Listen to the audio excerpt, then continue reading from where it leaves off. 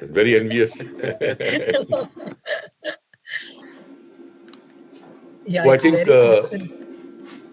I think we will have more than 2,000, 2 or 3,000 people from different laboratories. So each laboratory, we have ensured it stays in an auditorium Hello. where depending on Okay, the strength, 100, 200, 300 ji people. Ji good morning sir. right. इससे आएगा क्या? Video. I वो उधर. I hope there is some kind of an interaction, but anyway, Yes, what I've done see that. is browser I पे ही have आएगा I know it's कि very open difficult with for your such a browser big ऐसे crowd to करके have interaction. So what I'm What doing is is I'm just giving a kind of flair about this registration topic, करने के बाद so that registration हो गया उसमें in later stages, whenever if it mail is आएगा आपको. possible in each of those labs, हाँ this एक ही there होगा. are many आपको times when मेल I किया आएगा वो visit them, so रजिस्ट्रेशन के then I बाद can लिंक have आएगा a आपके मेल पे, direct तो प्लीज उस पर interaction क्लिक with कीजिए these तो उससे हो students, जाएगा. so that it can be like an exercise. In fact, my last slides are on the exercise part of it. introduction. One is line button. हाँ हम बस सेकंड तक बात की. So we have arranged the lecture in a webinar mode.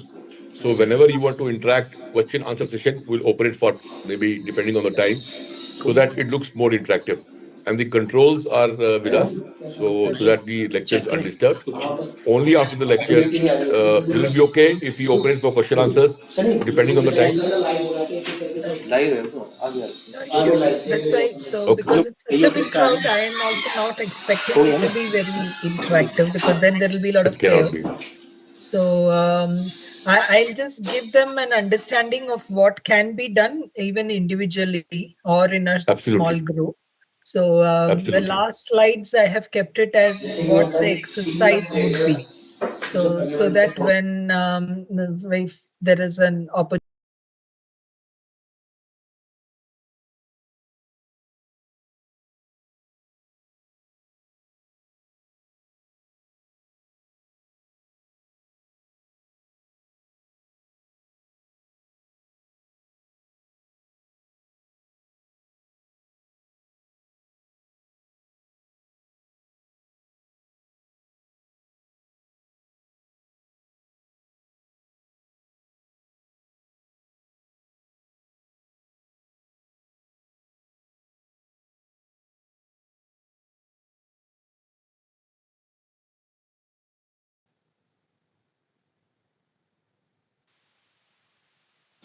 बोलना नहीं. अभी तक किसी का है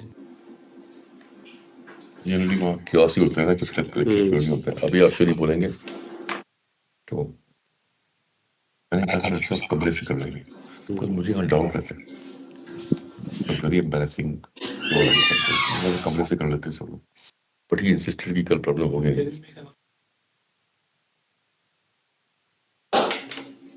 That is announcement expert. Hello, everybody. Good morning.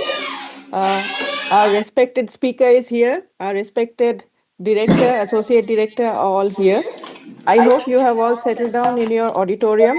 I request everybody to turn on their camera once so that our respected speaker can see all of you once. And then she will start with her presentation today.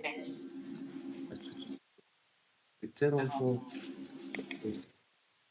Just have one picture from the record.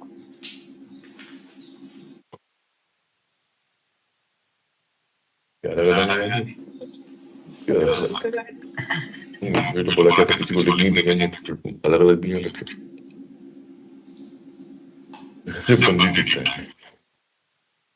Okay, I think we can start. We can start. So, Ashwini, we can. Ready? Good morning, everybody, and I am Manoj Dhar, the director of AcSIR. I, on behalf of AcSIR, would first of all like to welcome Professor Binisha P, who has very kindly agreed to be with us today and deliver this talk. And I would also like to extend a very warm welcome to all the students, PhD students who have joined ACSIR in the August session. And I hope that there are more students who have joined earlier for the PhD program of ACSIR. And I'll be giving a detailed account on about ACSIR and its activities and what are our achievements so far and what are our plans.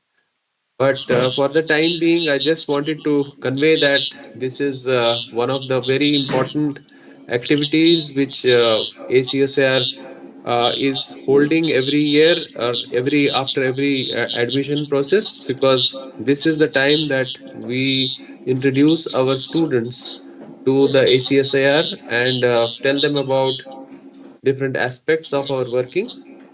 And it gives me great pleasure to see that we requested Professor Banisha to be with us this morning, and she very readily accepted to come over. As you will realize that she is currently the executive director of International Institute of Waste Management and a board member of Technology Development Board, and on many other boards and assignments. I'll request Professor Ajay Dar to introduce her formally.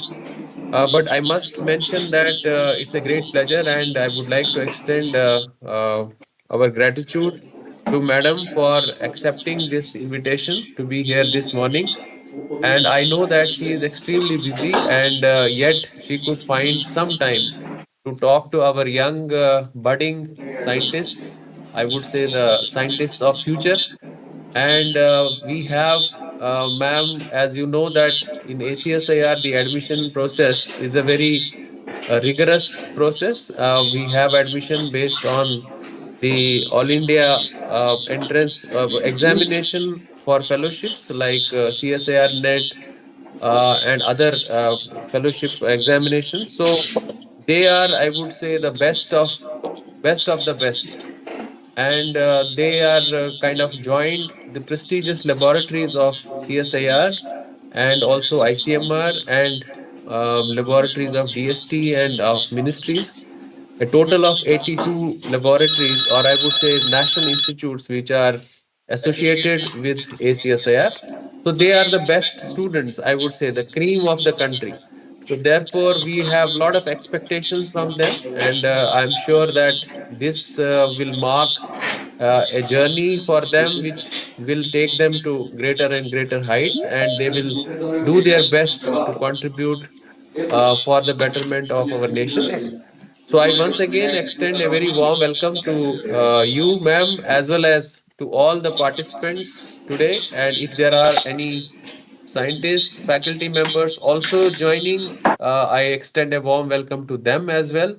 So I will now request, without wasting time, I would request Professor Ajay Dar to introduce today's speaker, and then we will have more interactions in the meantime. Thank you so much. A very good morning to everyone. It's my privilege to introduce the distinguished speaker of the today's lecture, Professor Vinisha P, who would speak on aligning sustainability aspects in research projects. Professor Binisha holds a master's degree in environmental sciences and an MBA, along with several certifications in environmental management.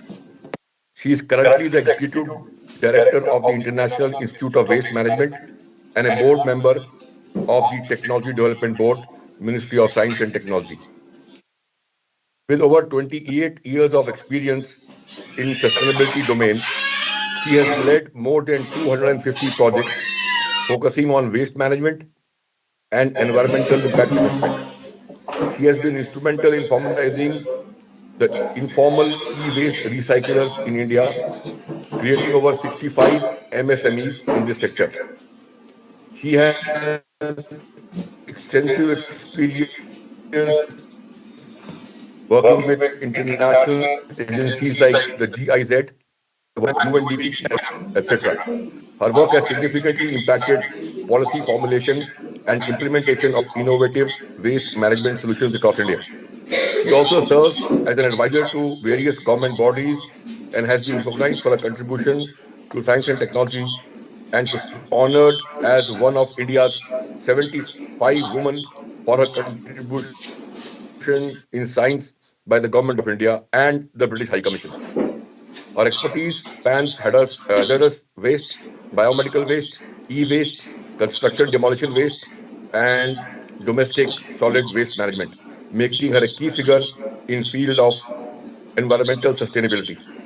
She continues to champion the cause of innovations in waste recycling and circular economy, contributing to both national and international environmental strategies. May I now request Professor Binisha to kindly make her presentation. Dr. Binisha, please. My pleasure. Thank you. Can my presentation be shared?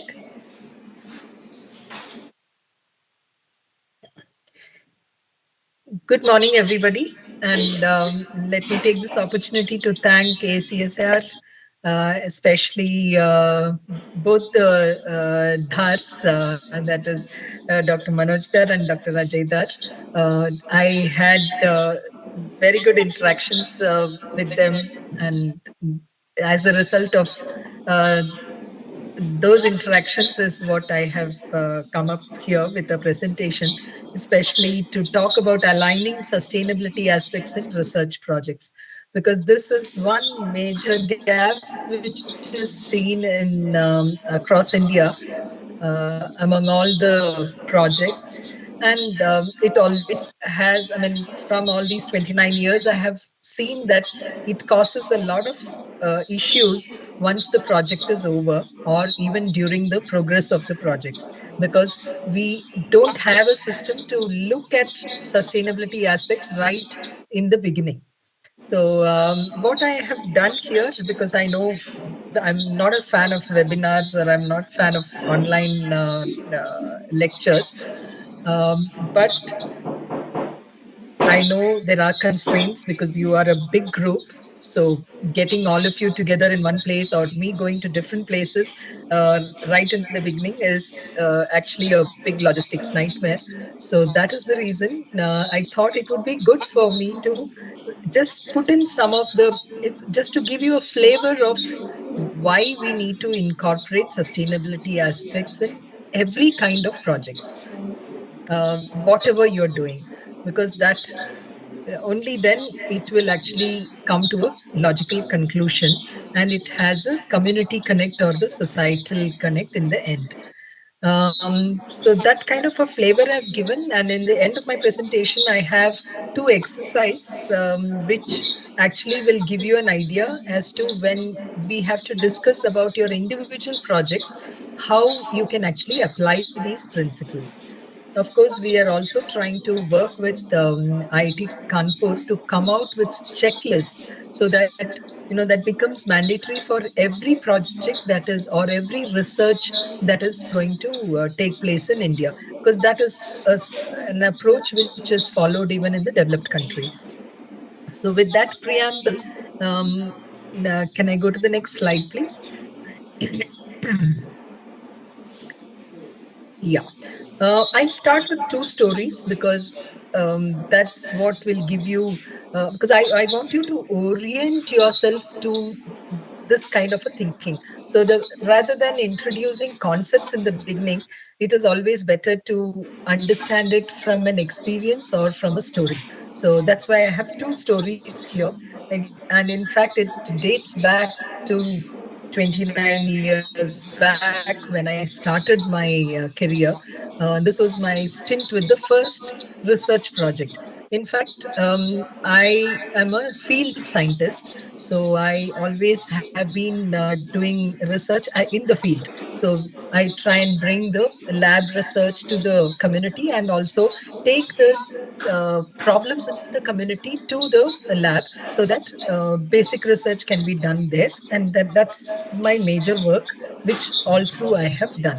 And especially in the sustainability sector initially. But today I try and bring sustainability in all technologies across every project, whatever is going to affect communities where I have graduated. So this story happened, as I was telling you, in 1997, 98. During that time, HIV/AIDS was a very big scare. Like how we had the COVID, it was not a pandemic, but across the world, this was something which was a big red flag, and people hardly knew about it.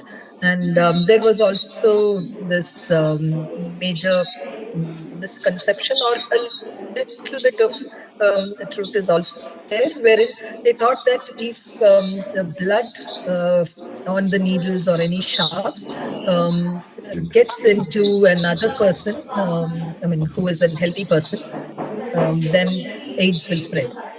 So everybody was very scared, and waste management suddenly became an important topic at that time, and that was when I also started my career. And so we had to look for some kind of a technology intervention in waste management, especially in biomedical waste management, which is the hospital waste management. And that's the background here. So even WHO had certain universal precautions. The CDC had several guidelines, and what it said was that we should have minimum handling of sharps. Sharps are any item which can give, which are sharp, which will cause injury. So for the needles, because at that time they were also moving away from the glass syringes, which was used often, to disposable, one-time, single-use syringes. So this was a issue because these syringes had a lot of sharps, and it used to be lying around in all the nursing stations. And so there was this technology which was introduced, which was called the needle cutters. It was already available abroad, but we were trying to introduce this in India. And I was also working with some of these. Those days, we never used to call them startups, but a small scale industry, and they were some engineering companies. And this guy, if you see this picture, this was the needle cutter. And the whole idea was that the needles would get separated, it would get burnt, and if you put it into that, if you insert it into a small insert a hole. So this was what it was. But what happened was, we were also not very we never thought of all these sustainable concepts at that time. And the only thing that we had in mind was the needle should be cut. Next slide, please. But what actually happened was that instead of solving the issue, it actually created more issues, because this was having, when you cut the tip of the needle, it had plastics, and those plastics, it used to give out a lot of fumes. So dioxin, furan emissions were also there, and it was a health hazard. Needle prick injuries actually increased as the number of sharps increased, because why? It does not burn the entire thing, it cuts it into pieces, so it increased. Engineering aspect, recycling was not possible, because another reason why we thought we should remove this was because it was the needles are made from virgin steel, and it was very expensive. We thought we could recycle it, so that was also not possible because of the mixing. Socio-cultural aspect, work-wise, this was the most funny thing, because what we realized was minimum handling. So it would, as soon as you give a prick, it should go into the machine and it should get cut. But these people, because of convenience, they kept all these needles, and then whenever the nurses had leisure time, then they used to do this cutting, which threw all the aspects out of the window. So we need to also try and understand this working culture, all those things when we actually introduce. So that's why its sustainability also includes the social aspects. And then governance and legal compliance. This technology led to non-compliance of biomedical waste rules instead of complying, and all the universal precautions also went down the drain. Now, after that, we again worked with the industries and then tried and and changed the way the syringes are. So today we have the AD syringe. In fact, if you see that there is a rotating mechanism, so as well as this is how the research evolved. So just to give you an idea, next please. This is just to give you an idea as to how the environmental principles actually create more issues in the society. The second one was on the story of the underpass. As you can see, this is an example of Bangalore. A lot of engineering, and this was done by a premier institute in research institute. They designed the underpasses at that time, but that time I think this was about 10 years before it was executed. You know how certain things take a long time in India for infrastructure to be built. So what happened was they had actually looked at the data points. This is again to tell you how data, even if it is designed, uh, while execution, what kind of issues will come up, you need to have a foresight. And that is how, so, these things have to be flagged very clearly, saying what is the premise on which you're working, because 10 years hence it might be totally different. So here also what happened was the entire catchment area got shifted or changed, and that is why all the water, whatever calculation was done, was not of use once the construction was done. And of course, even during construction, they have also made a lot of compromises, and this was what happened. So, and finally, the whole thing was also vetted before construction by another premier research institute, but they also use the data points which 10 years before they had done. So these are things which also you need to take care when you're thinking of any kind of research, because that is what in the community how it has to be used. Again, there are several examples where legally also certain things change, so we need to preempt what your project is. Like I had this example where we came out with a recyclable paint smudge waste, and we made it into primers. But the whole thing was not useful once we finished the research, because there was a new research, I mean, breakthrough which happened, which was co-processing. So that anyway we cannot help much, because there are certain disruptive technologies which can actually come up later. Of course, the next one. So these are the two stories, because then you know how in practice whatever you are doing, how if environmental or sustainability aspects with community, with social aspects and governance aspect, if it is not taken care of, what kind of chaos it can take place. Of course, I've designed the project, I mean the present such a way that the session objectives also I've kept in mind.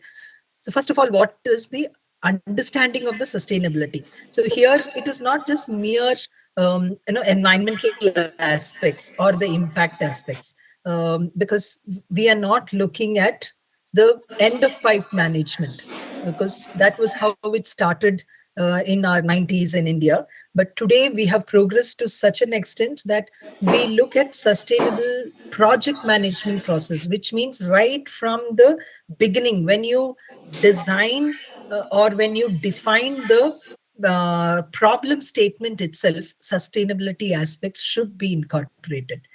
That is how the project has to be taken care of. And then in the process, what kind of sustainability aspects, its impacts. So it's not like you design something and then think about what should be the final treatment and disposal. So that concept is completely it's not there now. Then effective incorporation of sustainability principles within the project. This is again a very interesting thing, because this is perspectives. So, it's sustainable products or services in a sustainable way. So combining both sustainability of the project, that is how eco-friendly the project is. We are talking about the entire ecosystem, all the nature, even the inanimate things, so both living and non-living things, because that affects the entire climate change aspect. So it's much more broader. So I will also talk about that. Then the last one is, like I told you, I'll apply the principles of project management cycle on two typical research projects, so that you will understand how you should apply it for your projects. Next. Yeah. So understanding the concept of sustainability, like I told you, traditionally it was just a sustainability discourse.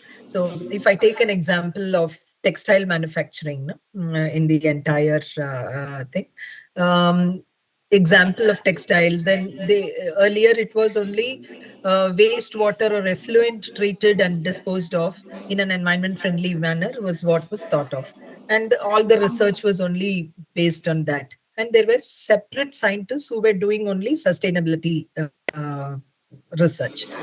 But in the early 1989, this clean and eco-friendly process started coming in.